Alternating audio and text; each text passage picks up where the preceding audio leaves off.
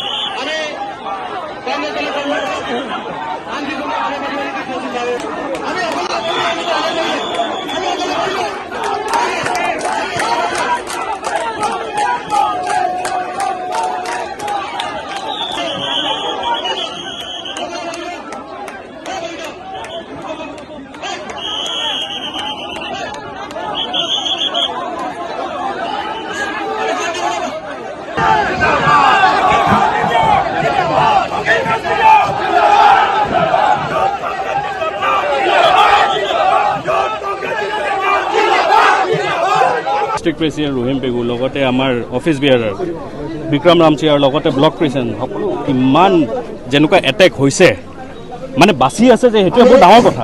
যে এইকেইজন যে ল'ৰাকেইজন বাচি আছে সেইটোৱে বহুত ডাঙৰ কথা।